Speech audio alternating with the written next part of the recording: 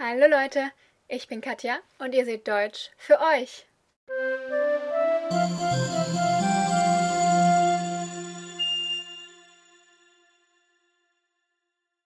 Today we're going to do something that some of you have already asked about. Modalverben or Hilfsverben.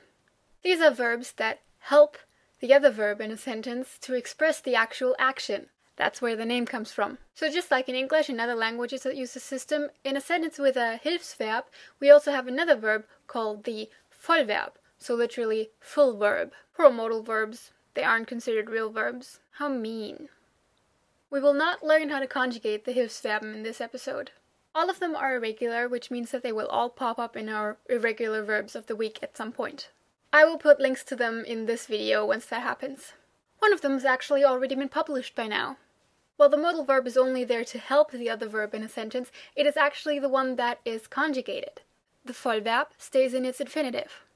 Nevertheless, one could argue that there is only really a predicate in a sentence when both of them are there.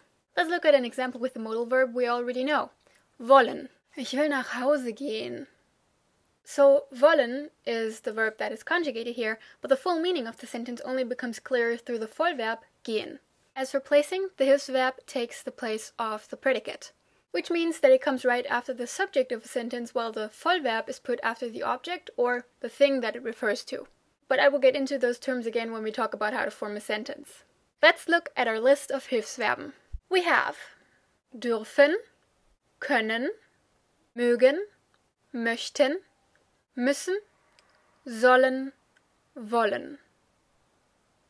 Of these, you have already learned wollen, and the other ones will follow in the upcoming weeks. One more important thing is that there actually are instances in which you can use a Hilfsverb without the corresponding Vollverb. That is if the Vollverb, or more vaguely put, the situation, is clear from the context. But I want to stress that this is the only situation in which this could happen. Ever heard some kids shout this annoying little phrase? But Mom, I want to! Yeah. Whether mom likes it or not, she probably knows what Vollverb is needed to complete the sentence without her offspring mentioning it. So if we used our example from earlier again, we would get Ich will nach Hause. Unless our speaker wants to express specifically how they wish to get home, we get the gist without them adding an extra gehen. This generally works with all Hilfsverben. But, as I said, you can only do this if the situation is either clearly recognizable or has already been mentioned in a previous sentence. For example, in German we can express the sentence I have to go to work without adding the verb go.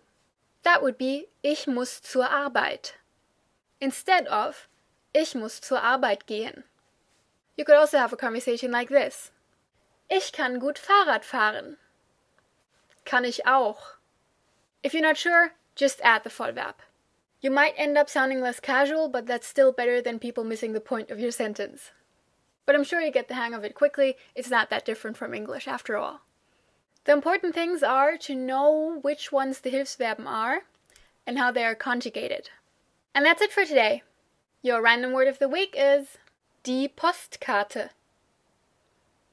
Bis nächste Woche. Tschüss!